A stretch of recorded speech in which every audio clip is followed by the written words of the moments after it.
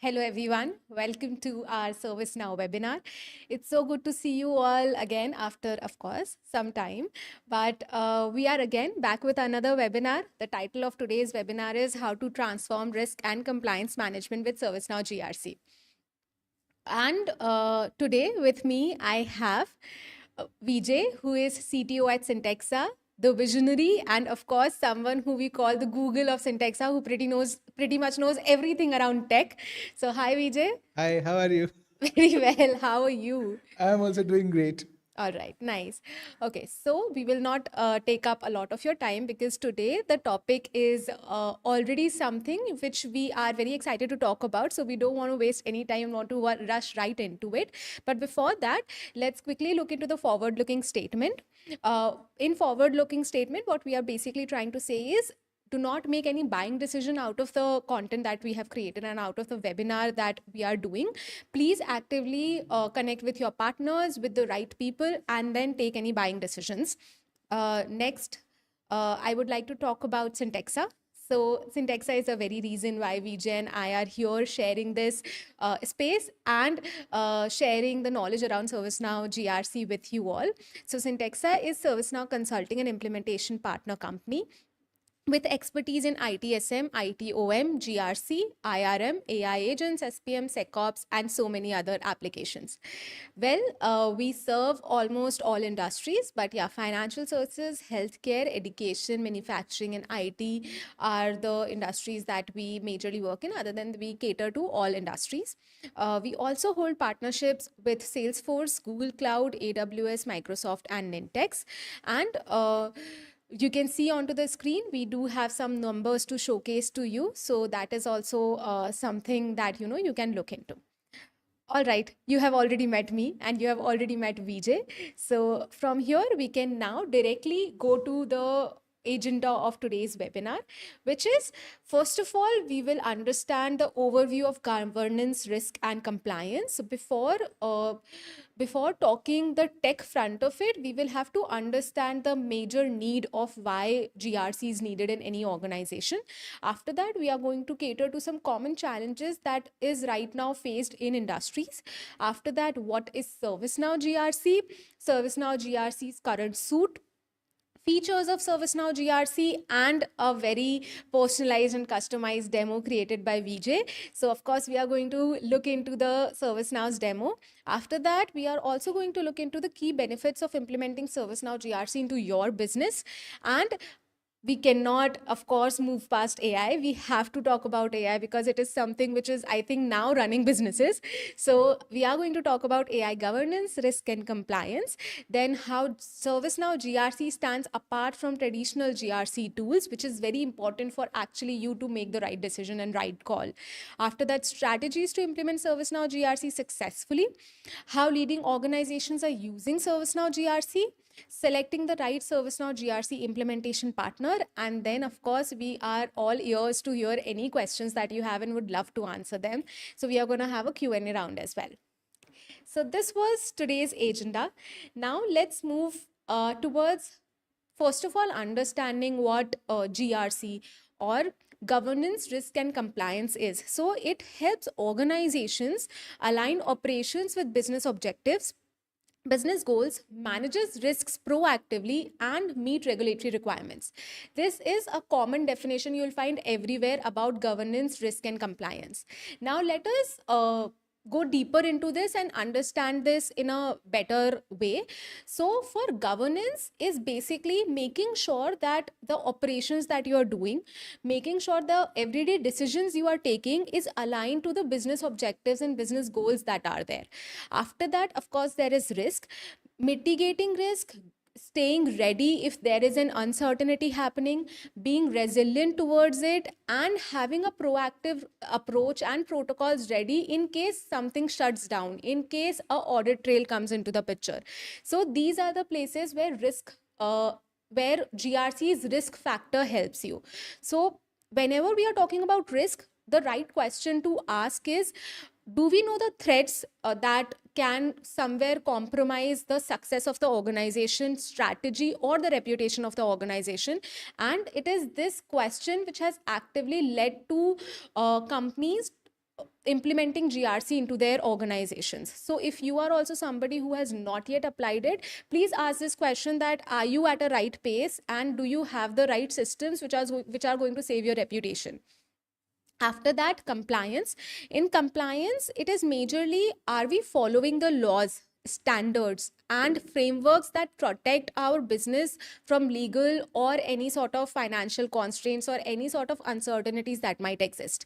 So now this is, I get it, three acronyms, but in itself there is a very dynamic system and a very centralized system which helps you mitigate every possible challenge, and basically makes sure that even with a lot of uncertainties in the ecosystem, your business is thriving and you are being able to create value out there in the market. So that is what GRC really does. Now, Vijay, I feel GRC have so far been taken as a controlling tool Yeah. rather than something which actually empowers your team. It has always been taken as a checklist or as a policing mechanism that, okay, we have to check that this is done, and now our GRC system is sorted. I don't think so. It is really that. I think it is actively a confidence building mechanism, because it gives the business leaders a clear real time view of how risk, strategy and compliance intersect, so that you can move faster, smarter and with fewer blind spots. Yeah, that is Yeah. completely correct. Yeah. Yeah. Yeah. So this is exactly what GRC is, and this is basically how people used to believe and feel like that, but it's not the case with the platform like ServiceNow and many more in the market. It is something that is, generating more value for you in the long term, rather than, feeling like a burdensome task that you have to do every quarter or every year. So that is not the case right now. Yes. So I guess now somewhere we have built that understanding that GRC is first of all not a checklist. GRC is a proper system that needs to be implemented not in one department but in all department, organization wide, to keep you compliant, to keep you governed and to help you mitigate risks whenever they occur. All right. So I think from here, we also have to actively talk about the common challenges that are there currently in the industry. So even though we have talked about how dynamic GRC is in nature, with that being said, of course the systems are not yet into the place. There are a lot of challenges that are already there in existing GRC systems which needs working. Like, I think the first challenge is fragmented GRC ownership across teams. So the major challenge is that there is not complete enterprise visibility and accountability. Because of that, that leads to a lot of delays, that leads to a lot of disjointed systems and different departments talking very differently. I think after that, it is of course usage of spreadsheets, and it is time that organizations should stop the usage of spreadsheets, because there are so many better systems. So if currently actively, I would say, the GRC is done on spreadsheets, which is leading to delays, which is leading to human errors, and which are actually creating disjointed workflows, which is not really going to save you when the time would be needed for GRC platform to really pay out the value. At that time, it is really going to be very disjointed. Yeah. After that, again, limited visibility. So because of lack of centralized system, there is more reactive decisions than proactive decisions, because of which, so one department might be mitigating that risk, but what is a risk to financial department could also possibly a risk to IT department as well. So financial department may have handled it, but because of a not availability of a centralized system, the leaders or the business stakeholders didn't know that at the same time IT department should also be compliant or should also have mitigated that risk. So I think that lack of centralized systems have caused a lot of limited visibility. After that, there is of course struggling to keep up regulations. There are a lot of rushed audits that happen. There are A lot of updates to the regulations itself only, so you have to kind of keep true. track of, like, this is the new update, okay, we have to do this now as well. So that becomes very difficult. Yes. So, and because of that, a lot of constant changes and updates happening. And in order for that to understand and that to get implemented, and then with that doing rushed audits, and uh, there is a lot of chance of human errors, there is a lot of chance of compliance gaps to happen, and that is why that has to change now into the industry. After that, of course, there is no enterprise level GRC strategy that truly exists. You can Companies right now are implementing GRC into their businesses, but just to cater to their present scenarios, not Well, to. yeah, but more on to that, it's something that only the people who are implementing it or the people who are related to it are aware. Okay, this is a compliance, this is a risk that we are trying to mitigate, that we are trying to cover up. But when you have a team of 15,000 people, not everybody is aware. Like, we have this compliance in place, we have this regulation that needs to be followed. So Right. how do you make sure that is, be known, be acknowledged by everybody across the entire team of, be it 15,000, be it 100, 100,000 people itself only? How do you do that? So, yeah. Makes sense. And with that, the next point comes in that there is undersized teams and overload work. And So that. I think for that, primary the reason why people feel that is, we talked about it. People, a lot of people are utilizing spreadsheets.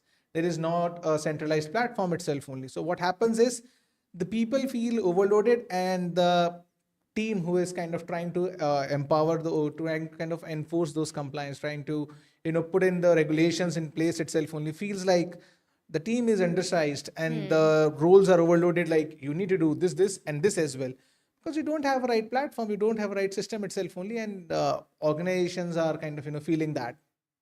Right. I think after that. I think after that, that is Yeah. compliance fatigue and low engagement. So I think I talked about it a little bit earlier as well. So people feel like it's something they have to do because people are we are required to do it because we need to do this every 6 months, every 3 months. We need to fill this spreadsheet. We need to file this report itself only. So that is something that is happening because people don't feel connected. Why we are doing it? They don't have the culture. They don't have the leadership that is supporting them. They don't have the leadership which is even aware that is this is also something that is happening, and we need to keep in mind while making our strategic decisions itself only. So that is another common challenge faced. Then we have no clear accountability trail. So if something goes wrong, who was the person responsible for it? The companies, the enterprises don't have that. So there is no clear accountability trail. Then we have GRC efforts cannot be measured. So if you don't have a platform, the common challenge that these particular enterprises and organizations are facing is, they cannot measure how much time we have put in, who has done what, how it has given us the output itself only. They don't have a measure to do that. Then we have third party risk. It's a blind spot. So third party risk is basically when you are a big enterprise having 15,000 people, 20,000 people, or even more than that. You work with, not within your employees, you work with a lot of vendors, you work with a lot of partners. Now you need to make sure they are also compliant, they are also following all the regulations that you have enforced. So typical companies, enterprises don't have a way to track that. Then we have policy chaos and version drift.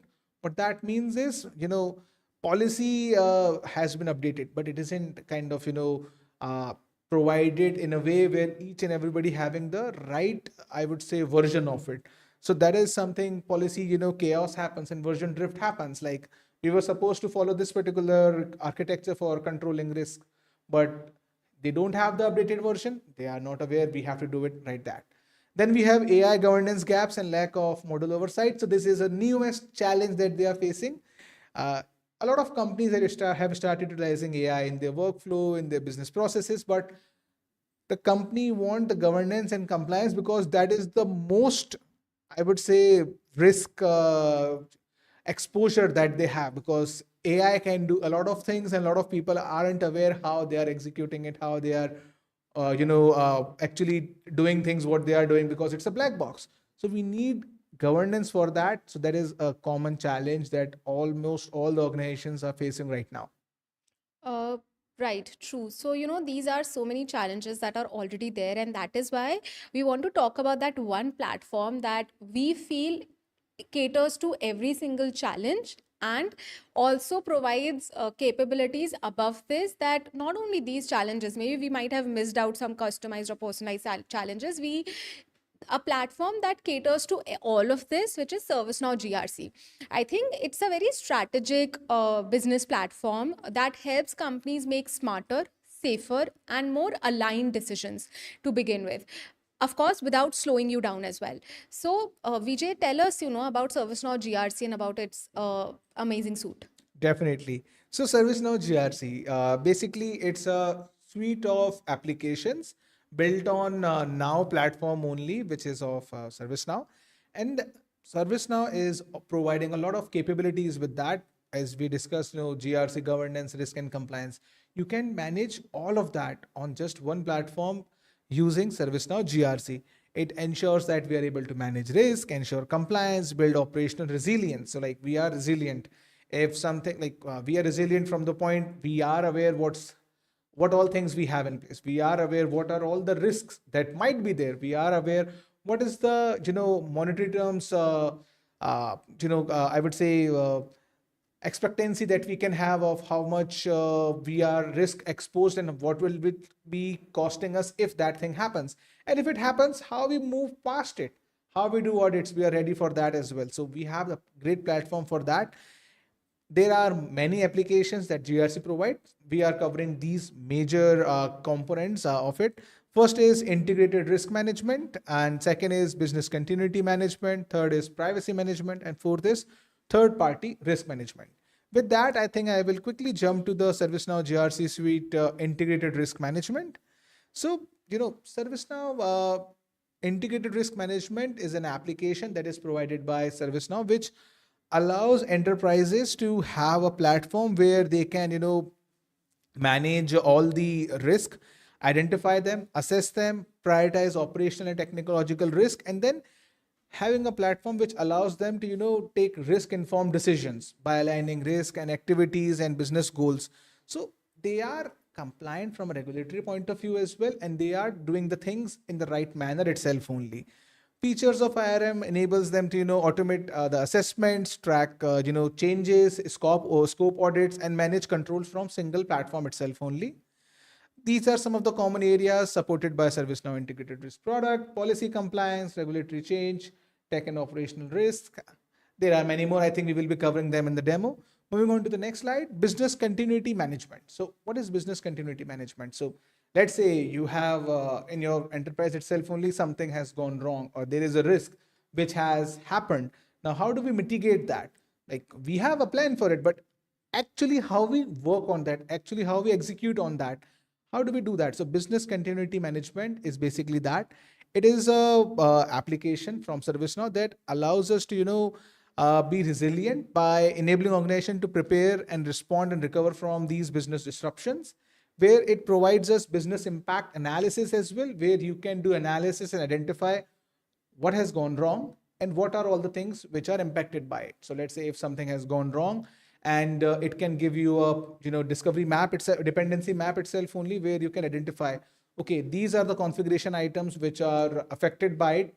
Okay, this is the risk exposure I have because this has happened, and this is the money that we are facing or we might be kind of running into. So that is also something business continuity management allows us to do. Again, this is the anatomy of business continuity plan, which gives us adaptability, proactive service, practicality, efficiency, and comprehensiveness. Then we have privacy management. We talked a little bit about it. So privacy management is something which is a growing, I would say, compliance or need that company needs to follow, because almost all the regulations are evolving around this itself only. With rise of AI as well, everybody wants to make sure we have the right privacy rules in place. A lot of organizations are enforcing them. A lot of regions and countries are enforcing them. So how do we keep a track of all of them? So privacy management from ServiceNow allows us to do that. It proactively manage privacy risk, comply with evolving data privacy regulations. It not only does all of that, it provide workflows to assess new projects, vendor processes for personal data use before they go live. So you don't have to worry like who is having access to the data, what level of access they have, and how they're utilizing it. So You don't have to worry about all of those things. Privacy management takes care of all of that. Then key capabilities include privacy case management, data right management, and automated privacy impact assessment. Moving on to the next slide, you can see some of the privacy risk faced by organization worldwide. Growth of data and data silos, growing attack surface, evolving use of personal information in AI and ML, disconnected tools, growing volumes, complex evolving regulations, and all of these things. There are many more as well, but these are just to name a few. Then we have third party risk management. So, third party risk management is basically a way where ServiceNow applications allows us to manage vendors right from onboarding to offboarding, doing the due diligence, doing continuous risk assessment, monitoring, issue management, and performance tracking, so that we have a clear understanding who are all the vendors and how they are onboarded, how they're offboarded, what is it that they are doing, how they are executing on it to ensure whether we are compliant or not according to the compliances that we are following, according to the regulations that we need to follow, and according to the risk that we have identified might be there. Are they actually doing the things right way itself only? Third party risk management allows us to track all of that. Some of the things you will be seeing in the demo itself only, so you will have more clarity about it. Moving on to the next slide. So this is total business value of ServiceNow vendor risk management. Basically, this slide is showcasing how much you can save by simply implementing it. So we can save 138,000 by performing control testing, 378,000 in enterprise issue management, 1 million in tracking status with real-time reporting and dashboards. You can again download the presentation and have a look at it yourself. That would make much more sense rather than me speaking out loud itself only. Then we have features of ServiceNow GRC. So let's talk about features. We talked about the applications. Now we know, like if you are aware about ServiceNow platform, you are already aware like ServiceNow is built on Now platform itself only, and it provides a lot of capabilities. Now let's talk about what are some of those capabilities that ServiceNow GRC is offering and how they will be assisting us in managing governance, compliance, and risk itself only. So first we have manage issues. So we can manage issues itself only. It's a great platform. So we can manage issues, capture and resolve enterprise-wide risk, compliance issue using a structured issue lifecycle that supports ownership. Then we have integrations. We can integrate with various platforms. So we can do that. Then we have GRC content packs. Basically what that means is if you are working into the GRC side of things in an enterprise, you are aware there are many compliance, there are many clauses, there are many things that we need to follow. Adding them to the software itself only manually is going to be a hectic task, and then making sure you are updating the clauses itself only as there is a new update to the regulation, as there is a new update to the framework itself only. It's again very cumbersome and very I would say task that drains your energy. So content packs allows us to simply have that data updated in ServiceNow by ServiceNow itself only. You don't have to do it. ServiceNow simply pulls that information and updates it for you. Then we have GRC use case accelerators. So since ServiceNow into the GRC industry itself only, they have a lot of accelerators that allows you to do things faster, where we have workflows and automations that you can use right out of the box. You don't have to waste time configuring them. Then we have application risk and compliance overview dashboard. So we have a way to get real-time visibility onto what are the risk posture for us and how the IT and the compliance teams can prioritize working on them. Then we have cybersecurity executive dashboard, basically a dashboard that executive can look at and identify, okay, what's happening, where we are we being exposed to something, and how we are working towards that. Then we have 360-degree relationship visualization itself only, understanding how risk, policies, and issues are linked and how we are working towards them, how much exposed we are to them. We have that. And then we have viewing and updating GRC exceptions. So when you are working in a GRC, domain itself only, there are lots of scenarios which we need to consider as exceptions. We may have to give the data of, let's say, some of our logs for monitoring or for assessing purposes to a particular vendor, which typically we would not be sharing with the company because of the regulations that we have. But we have to do that. So how do we define that? We can define them via exceptions so that we have a clear understanding. So if an audit happens, let's say 2 years down the line, at that time you're not banging your head, you're not going through the email chains itself and identifying why we give them this access. You have an exception there, so you are aware we gave them the expression, we gave them this particular access because of this exception itself only. So it is possible. Then we have approver configurator, user group based access on GRC table. So we have a control who has access to what. Then we have user hierarchy so that users can see, okay, my team is compliant or not, how well they are doing on it. We have that clarity. Then we have exploring the entities, identifying which all applications and tables and records are compliant or not and how they are being utilized. Then we have taxonomy management. This is something where we can, well-defined taxonomy allows us to have a single, I would say, naming conventions across the enterprise itself only. Then we have capability of mobile experience for GRC, so we don't have to worry about whether we have to log in into a system or we can access it from via mobile phone itself only. So we can do that. Confidential records, which allows us to protect, sensitive data that we don't want access to somebody. We don't want to provide access to somebody else itself only. Then we have workspace page configurator, where we can provide consistent look and feel. So it doesn't feel like a task that drains your energy, and it's more personalized according to the business, according to the individuals itself only. Moving on to the next piece, which is the demo. Give me a moment, and I think I will quickly jump onto the demo side of things. Hold on.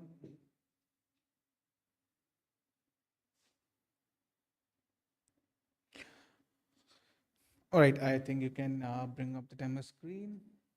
All right, yeah. So this is the ServiceNow instance that we have, and as you can see, I'm in the risk management workspace. Over here, we can see the risk profile itself only, where we can see all the risk and the entity, the e-commerce, Tableau, and all of that. Then we can see the attentions where we have to kind of put our focus into overdue tasks across organizations. Like there are 19 issues, there are 634 control tests that we have to kind of take our that requires our attention, things like that. So this particular demo we have prepared it from a demo environment itself only. Okay, I could not show you the real environment of some of our any of our customer, to be precise. So we have created an environment for you. So this is a particular bank that we have created, which is FinSecure Bank, and they are having more than 15,000 plus employees, having 5 million plus customers. Assuming all of that, we have created this. So I will quickly jump into how it would look like, the policies. Okay, so let me open up a policy. So since this is a bank, we have PCI DSS compliance policy in place. So this policy is basically something that is allowing us to have a complete details like who is owning it. FinSecure is the bank who is owning it, or we can say there could be different departments that we can define who will be owning it. Then we are seeing the compliance score for it. What is the validity from to validity to? Who are all the approvers? Who are all the reviewers? Again, you are seeing just one member itself only, but there could be many more. There could be a lot of members, and they would be different from the reviewer and the approver itself only. Okay. Coming back, we can see the knowledge base where we have defined the knowledge base for it. Acknowledgement setup is basically, we talked about it a little bit earlier. Common challenges. What happens is, acknowledgement is something that we need to provide the capability for the organizations to manage who have seen the policy, who have gone through the policy. And we need to do it on a regular basis, every 6 months, every year. How do we do that? Acknowledgement setup allows us to do that, where we can define how frequently we want each of our team members or each of our executives to be acknowledging it. So we can define that over here. Then we have policy history, which allows us to see the history of what all things we have done over here and what were the changes that we have made. So we have single policy itself only at all the times. And with that, we have a tracking as well. What were the changes that were made in that? Again, if you can remove me from the screen, because I think our audience might not be able to view it. Yeah. So this is compliance policy, and entity types is basically showcasing which particular modules are being assessed in this particular compliance policy itself only. Control objectives are basically the things that we need to do in order to ensure we are meeting the policy requirement. We are meeting the policy clauses itself only. For example, the clause might be the data needs to be, secure and safe. And for that, what we are doing is we are making sure the encryption of customer data at rest and in transit, encrypt the sensitive data in transit. So using the TLS 1.2 methodology or something like that. So control objectives define in control objective, we define all of these things. Again, we are missing a lot of things that we need to define for PCI DSS compliance, but just to give you, I would say, taste of it, how we can define that. Then we have approvals showcasing who approved it and all the approvals. Then we have policy exemptions. So policy exceptions, or not exemptions, policy exceptions. Policy exceptions are basically the things where we have given them like, this is a policy exception and we are allowing that, why we are allowing that. So temporary shared account user for third-party vendor deployment. So things like that we can define. So we have a clear visibility why we did that and why was the exception created. So we have done that. Then we have content references, which allows us to see that. Then we have acknowledgement campaign. So we have a track of when was the acknowledgement campaign sent and how it performed over there. And then we have, information objects. Information objects are basically the things that we are kind of assessing to verify whether this particular compliance is being enforced or not. There can be many more information objects over here. Evidence. Now, evidence is basically our evidence for the policy enforcement, the compliance enforcement into the organization itself only. So we have the evidence so that we can use it if an audit happens. We have all the evidence like we did this at this time, we did this at this time, and these are all the responses. So we have that. And issues are basically any of the problems or any of the non-compliance that we have found. So this is how we can, manage the compliance policy from over here.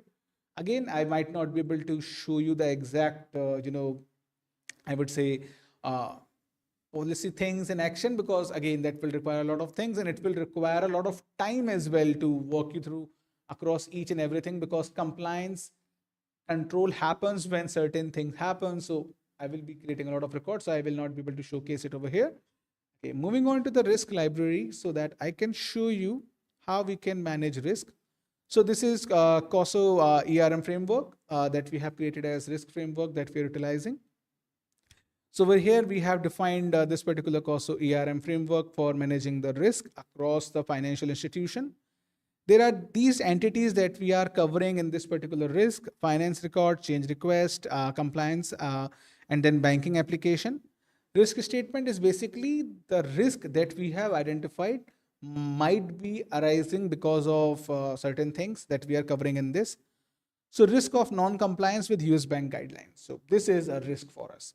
So if I open that risk, again, we are having the information like this is category financial. The risk is there is a risk of bank may fail comply with evolving regulatory requirements, all of that. Then we have some information. So we have inherent SLE. Inherent SLE is single loss expectancy, meaning if we don't have this risk mitigation and risk assessment plan, every time this happens, we would be charged $75,000 because this has happened and we did not have any place.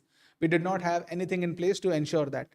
Residual SLE is basically identifying what is the cost that we will be bearing if a certain thing happens, and we have all the risk identification method, risk mitigation plans.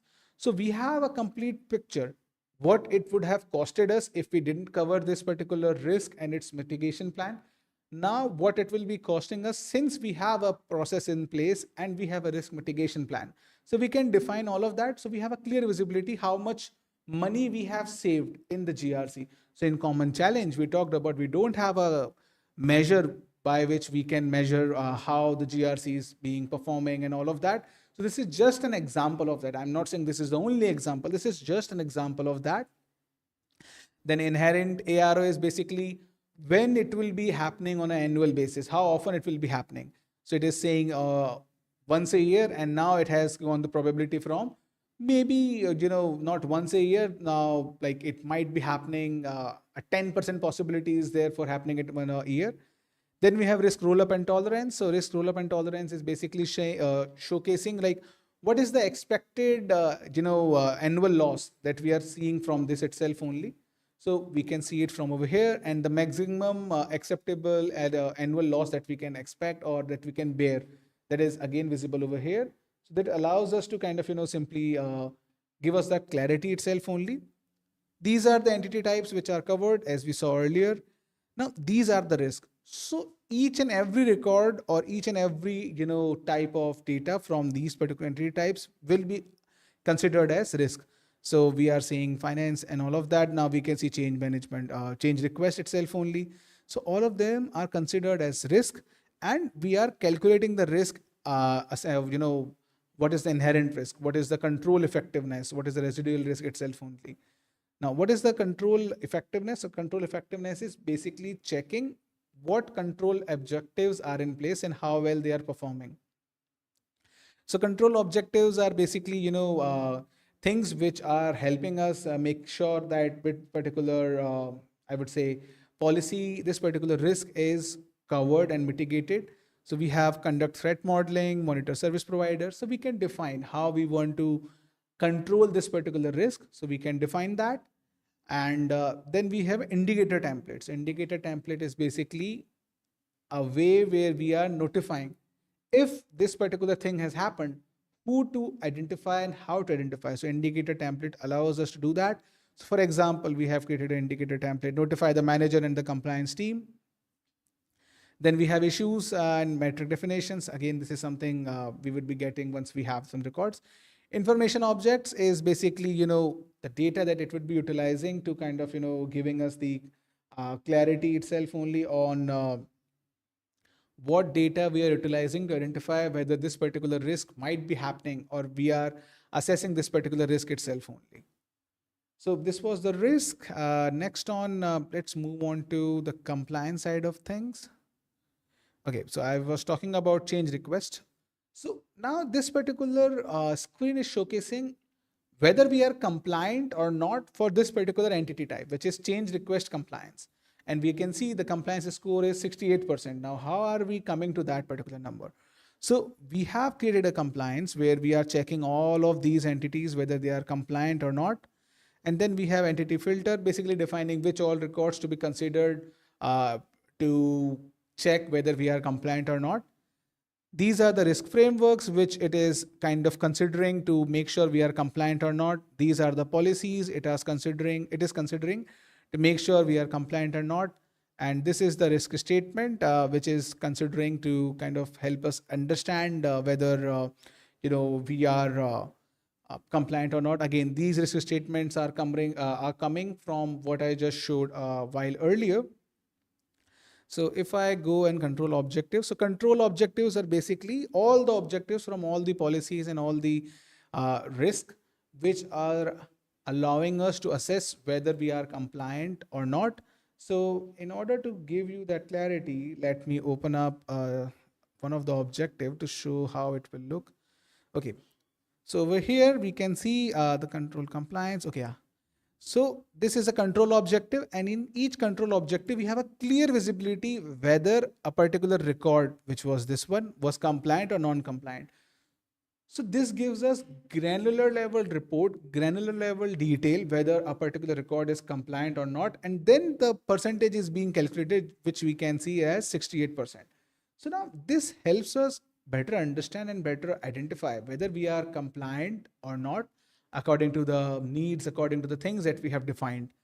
And we are getting the complete visibility over here, whether we are compliant or not, and we can manage all of those things over here. So this was how we can see compliance and see the score that we have over there. Again, the score can vary by the way we configure it, by the way we manage certain things. Next up, we have audits. So once, let's say, something goes wrong, or when you're up for your annual or your regular compliance check itself only by the regulatory body itself only, they would ask you, tell us whether you have the audit reports or not. How do you do that? So we have audits which we can see from over here. So audits allows us to kind of have a better visibility itself only. So this is a particular audit that we have kind of done. So it is showcasing when was the audit scheduled, okay, what was the field work dates and when it was actually completed. Then we have the result. Yeah, the result was satisfactory. Then we have report information. Then we have activity information, like how it was initiated. Again, the data that you are seeing over here is a bit less, but we can have much more data, given it was not a demo environment and a production environment. Okay. Coming back, it is showcasing over here what are all the entities which were considered in the audit. We can see all of that. What were all the risks that were considered in the audit itself only. Now, as you can see, there are only 22 entities, but there are 110 risks. So the reason is a particular record might be coming up in 2 or 5 risk statements itself only. So each risk statement creates a separate record to assess whether it's a risk or not. So that's why. Now these are all the controls which we are kind of considering to check and see whether they are compliant or not. Then the test plan is basically showcasing the test information itself only, how the control will be tested and validated. Then we have audit task. Audit task is basically showcasing what were the tasks that were performed to kind of, give us the clarity, what was done in the particular audits and how we came to the result that we came up with. Then we have other issues. So other issues are basically, I would say, non-compliance or gaps that we have found. So these are logged over here. Then we have content references. Content references are basically the information about the compliance or policies that we may have. Milestone are basically things that we have. So milestone is just simply, what all steps or what all phases we had. So first was audit planning, the pre-audit kickoff meeting, evidence collection, audit report finalization. So we have that milestone. Evidence is basically, the evidence like, yeah, this was done, this was executed. So evidence again are showing up over here. And observations are basically the information from the auditor itself only. For example, lack of timely user access reviews for financial systems. So these are just additional feedbacks from the person who did this audit. So we have that data as well. So as you can see from this, we have each and everything managed and controlled within the environment itself only of ServiceNow. And we don't have to go here and there, and we have each and everything in just single place itself only. So now if you can bring me up on the screen, I think I would be concluding the demo. Yeah. So, this was the brief demo that I wanted to provide, which kind of gives you the clarity how we can, have our policies in place, have our risk in place, have our compliance in check to see how well compliant we are, and we can even track the audits. There are much more things that I may haven't touched based upon, like third party management and then privacy management. There are many more. Okay, but just to give you some clarity how it can be done, how all things can be handled from over here. So this gives you that level of clarity, and you can consider ServiceNow GRC as a platform which can actually help you do your governance, risk, and compliance in just single place itself only, and it's a great platform.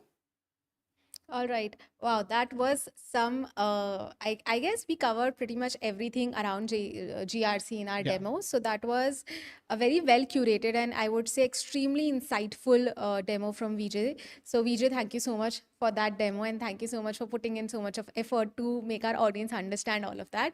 So I guess after looking directly into the demo and getting that real time insight, it must not be very difficult for you to understand what are actually the benefits of implementing ServiceNow GRC.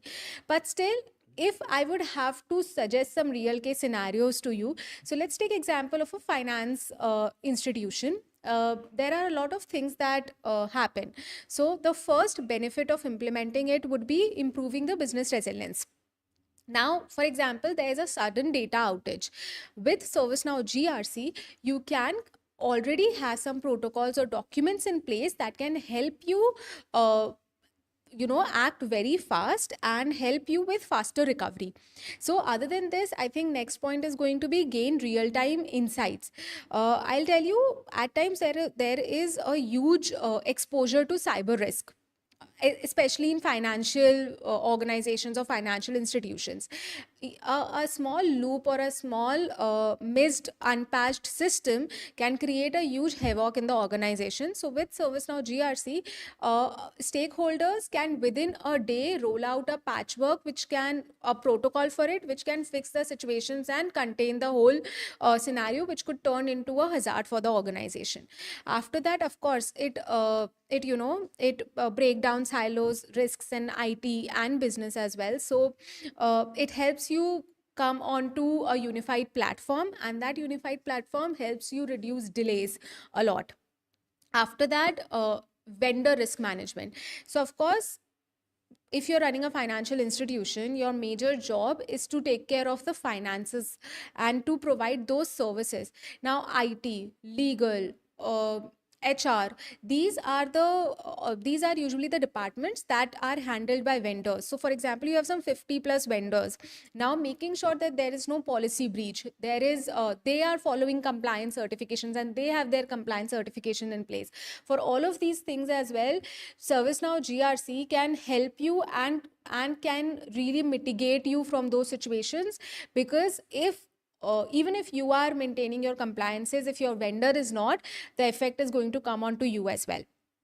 After that, there is, of course, automate issue detection and remediation. So for example, there is a sudden flag of I would say a controlled recurring failure which is happening. Now, with GRC, the system is going to automatically flag it, going to raise a ticket to IT department and get it fixed without any manual intervention. That is the kind of power that ServiceNow GRC has, and that is the kind of benefit it can give your business if you actually implement it. After that, there is improve audit readiness and efficiency. So centralized systems controlling testing and actually controlling testing and doing it in real life scenarios helps you stay ready for auditing, helps you stay ready for anything that that could somewhere create uncertainty for your business. So that also helps us out a lot. After that, there is enable strategic and risk informed planning. So you can align your strategies according to the risks that are there in your business, or whatever strategy you're going forward with, there must be some risk attached to it. So with ServiceNow GRC, you can accordingly mitigate the risk as per the strategy you want to apply. After it also provides a lot of agility to your business as well. After that, there is modernize legacy processes through compliance initiatives. So this is a place where process optimizations happen, where if there is a bit of a lagging, that can be taken care of. And after that, of course, in an entire organization, it foster a culture of accountability and transparency, which is very much needed, because systems can also with if you do not have the right people, then systems can get faulty. So just this knowing that there is a strong GRC system already in an organization also keeps your people somewhere within that culture, and there is very very minimal chances of anybody doing any unfair practices. I think after that, next is AI powered GRC monitoring and That in is a very ServiceNow. important topic, I think. Yeah. So, almost okay. So I think I will start this off with what I initially started in our common challenges itself only. So almost every organization is using AI in their business or in their workflows. If they are not using it, they are planning to use it, but they haven't started utilizing it. Probably the reason is, how do I govern it? How do I, make sure we are compliant? How do I make sure we are identifying all the risk and managing them as well? So AI governance in GRC by ServiceNow is something that they have provided recently, and they have been working on it for a while now. So their traditional tools are not allowing us to manage that. We have to look up to third-party tool or third-party solution for managing that. But ServiceNow allows us to manage all of that. It provides us an oversight into the core risk and the compliance workflows. And we have a structured oversight into how the AI is working, whether it's giving us any biased responses, or whether it's giving us or leaving some kind of compliance gaps for us. So it is allowing us to do all of that. Now, to better understand that, let's quickly jump on to how businesses can monitor GRC using ServiceNow AI. So first is inventory and ownership. Okay. So inventory and ownership allows a particular company to identify what are all the AI models, what are all the AI algorithms we are utilizing within our business itself only, and who are the ones who are managing it. So we have inventory and ownership. So once you have inventory and ownership, that is the first step. The second step is automated risk scoring. A platform like ServiceNow allows us to, simply identify and automatically identify the risk. Okay, if you're utilizing this particular AI tool over this particular business process, which is utilizing this data and giving us this response. Okay, the score is this, and why is this? Because of these reasons. So we can define that, and we have an automated risk score calculated for us, such as the bias, the drift, the privacy impact. Drift is basically hallucination. You can understand it from hallucination itself only. So like what was expected and what it gave as an output. So we can define that. Then we have continuous policy enforcement, as we saw in the demo. We can keep track of how well the compliance policy is being enforced onto it. So with AI check for violations of predefined policies across data usage, model behaviors, we have a policy informants entirely. Then we have continuous monitoring at scale. So we have a platform which is monitoring the AI responses on a regular basis at scale. So we are not waiting for somebody to come back to us and saying, your AI give me this particular response, and it has created these issues for us. It is surfacing those gaps before the compliance actually fails. So this is a particular capability that ServiceNow GRC provides. Then we have incident detection and traceability. So we are able to identify those incident and trace back to which was the AI model that gave us this response and who was the owner for it. So you have a complete visibility. Okay, we are getting this particular output, which is not right. You got that, you tracked that. Now you are able to identify when it happened, at what stage it happened, and who was the owner for this. So you have a complete visibility and complete track over it.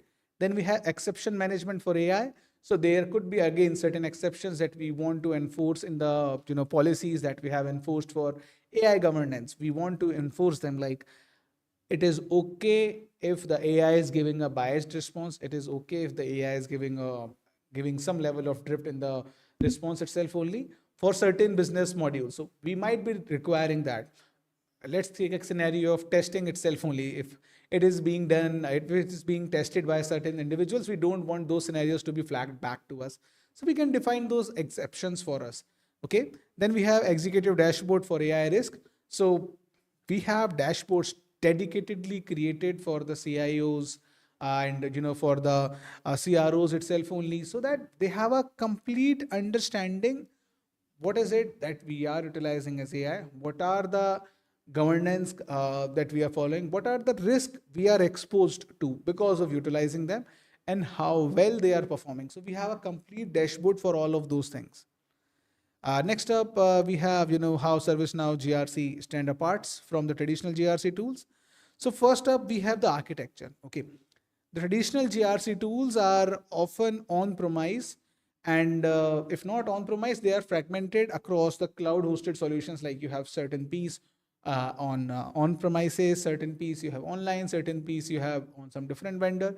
So you have all of that fragmented. But with ServiceNow, all of that in just one single platform itself only, which is cloud native, built on Now platform, trusted by many companies, many Fortune 500 companies itself only. Then we have integration capability. So traditional GRC would not be having integration capability out of the box. You have to build connectors, you have to integrate APIs. But with ServiceNow, you get them out of the box. You are simply configuring the connectors which are already available in Now platform, and you are able to do things much faster.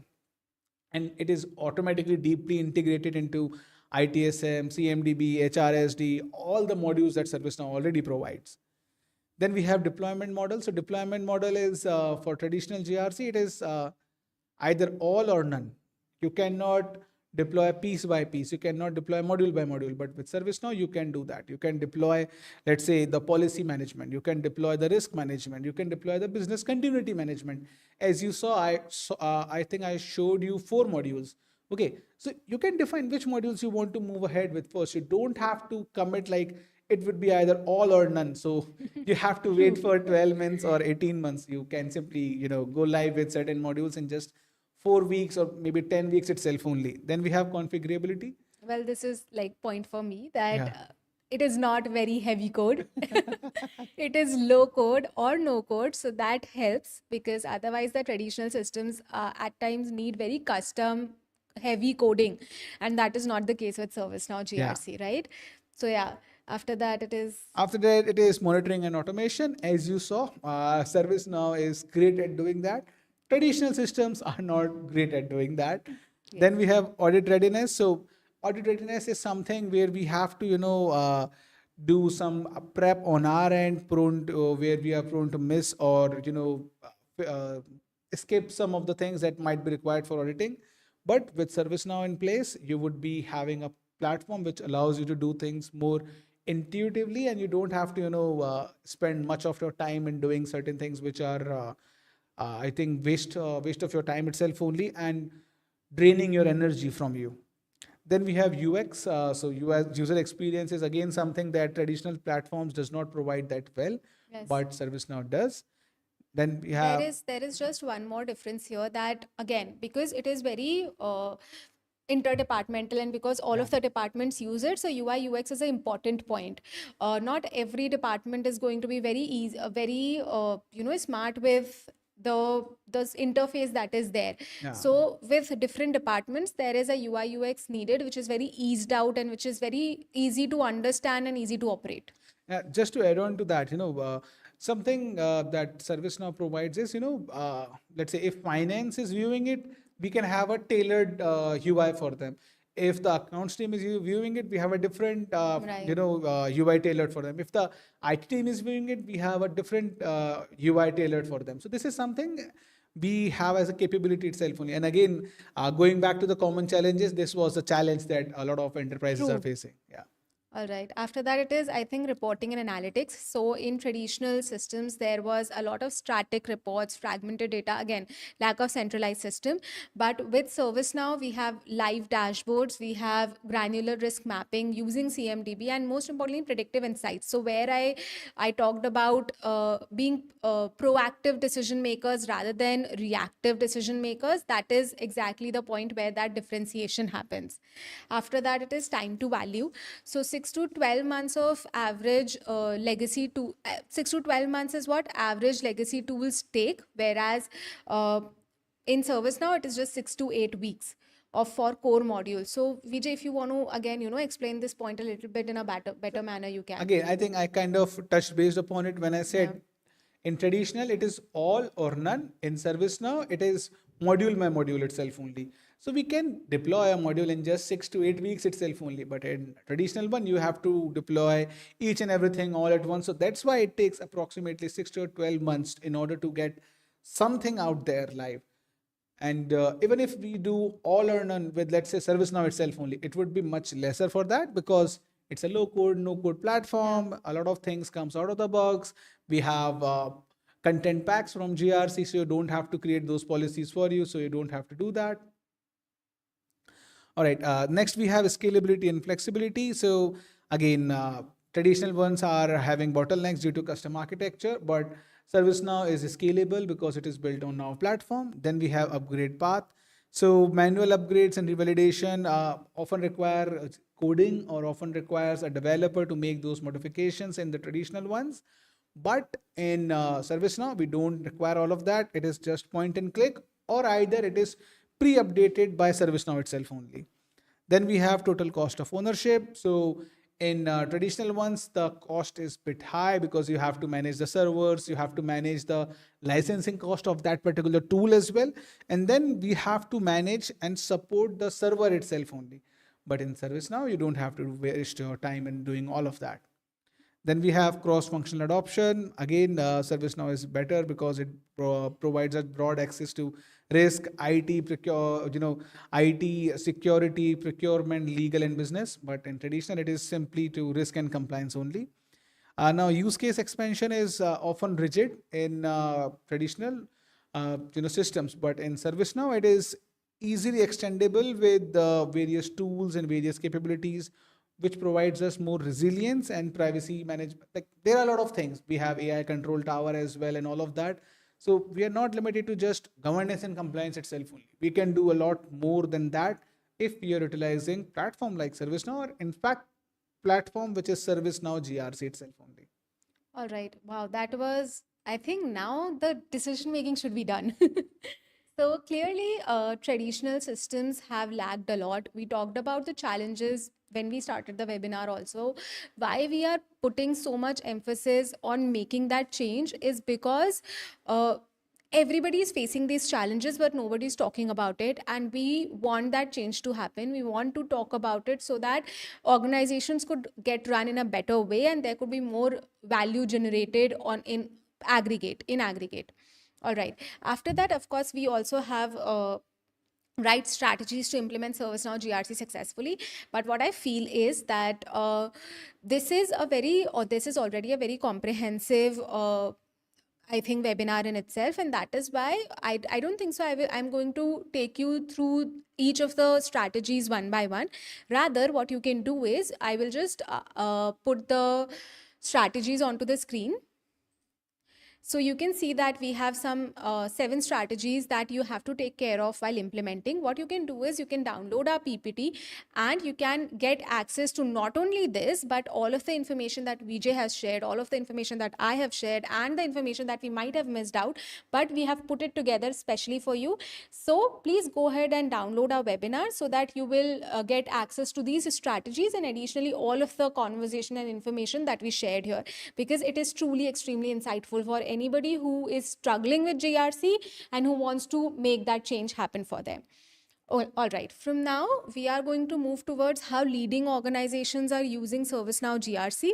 So again, you can bring that onto the screen.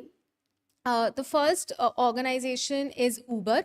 By implementing ServiceNow IRM, Uber automated 25 plus global risk workflows and centralized compliance across 70 plus countries. Over 5,000 monthly users now access real-time control data, cutting spreadsheet reliance and improving audit readiness. Third-party risk monitoring is now standardized, enabling Uber to scale regulatory operations efficiently while turning risk visibility into a strategic driver for growth. Additionally, it's a ServiceNow that is utilizing it and Deloitte as well. So we have again, mentioned some of the successful implementations of GRC into many organizations. Again, you can download our PPT to go through all of that. Additionally, you can reach out to Cyntexa as well if you want to understand how GRC can be catered on a better level in your organization. You can of course reach out to Cyntexa. You can reach out to Vijay. He can be a great help into this. And additionally, this is not it. We might have some more use cases to share with you, not just the ones that are added into the PPT, but also onto the real cases where we have worked and brought a change into multiple organizations. You can get access to all of that information as well. The only thing that you have to do is you have to download this PPT, and additionally you have to reach out to us at cyntexa.com or reach out to us over LinkedIn or hello@cyntexa.com, and then we'll be eager to help you out as we can. So with that being said, it is very important for you to choose the right implementation partner, a partner who understands the know-hows of industry, who has certified professionals, who is technical savvy in nature, who can customize, personalize, and tailor the requirement and the implementation for you as per your business requirements or as per your business needs, and at the same time can integrate it very easily into your existing systems as well. After that, of course, there has to be some good project management skills, because you don't want to you don't want your project to get rushed from 6 months to, I think, 3 years. So of course, there's some good project management skills needed. So think through on those grounds as well. And after that, please choose a partner who can provide you post implementation services as well, uh, like training your teammates and also providing maintenance and managed services. So this was some of the pointers, where you could, where that you need to consider when you are finalizing a partner for yourself. So yeah, these were, this was the overall information from our side. Vijay, do you have anything to add? No, I think I just wanted to highlight some of the references that we have taken, Right. and then we can move to the Q&A session. With, of course, we are going to showcase all of the references, but I just have to say one thing that we have, you can also subscribe to Cyntexa's YouTube channel, and additionally can look out for additional resources on Cyntexa's website also, because we are actively publishing a lot of insights, a lot of VJ's POVs on both of Yeah. our platforms. So please go through and check them out. Yeah. All right. I think we can move to the questions. All right. Thank you, Mridul. All right. Good morning, Aryan. Right. So if we are already on ServiceNow for ITSM, it is very easy to roll out without any major disruptions. There won't be any disruptions at all if you are already utilizing ServiceNow. Even if you are not utilizing ServiceNow, there would not be any disruptions if you are rolling out the GRC side of things. Since ServiceNow is already being used for ITSM, I would love to know how seamlessly GRC modules can leverage existing CMDB and incident data to auto-populate risk or control record. Does that reduce? Does that reduce? Okay, just a second. Just a second. Can you please Can scroll you up? please scroll up? Scroll up, scroll up. So I think we can seamlessly use the data from the ITSM module itself only, and we don't have to you don't have to reinvent the wheel. You can definitely use the existing CMDB incident data to auto populate risk or control records itself only. Okay, and the time does get reduced. I believe that is what you are asking for that. Setup type significantly. I think it will. I would not say it's a significant time that would be required, but it will be significant basis on the control objectives that you have, basis on the risk statements and the control objectives you have for them, and the workflows that you are kind of setting them around those things. So it will depend primarily on that, but I would not say it is very significant setup time if you compare to other platforms and other traditional platforms itself only. Okay, in case of sudden data outage at financials, how does ServiceNow GRC help streamline incident response through predefined protocols? Whenever that thing happens, a lot of automations run, a lot of incident, notification automation runs, and they notify the individual, they notify the right people, so that you don't have to waste your time in managing all of that. And it is actually allowing you to do things faster. And if that happens, let's say a failure happened, let's say if a risk has occurred and the system has flagged that, business continuity management will come into the picture and will allow you how to recover from it, how to respond to it. So that comes into the picture, and it saves you time, it saves your energy. So you don't have to go back to the compliance team and ask, this has happened, what to do next? The ServiceNow is already taking care of that thing for you.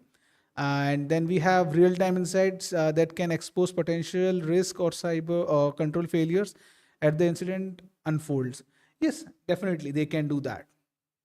How does ServiceNow GRC support fast response and cyber risk visibility during sudden financial outages? With configuration items into the picture, we can trace back to why this has happened and what was the configuration items that was kind of involved into it. And even if you don't have that, but if you have the logs data, you can have an automation identify what was the thing that kind of raised this particular issue for us, and then you can use that information. Okay, I think for the next one, okay, we have one more question. For organization just starting their GRC modernization journey, what's one foundational shift they must prioritize before thinking about tools? Think about the I think the best strategies that should be mentioned, you should look at all of them.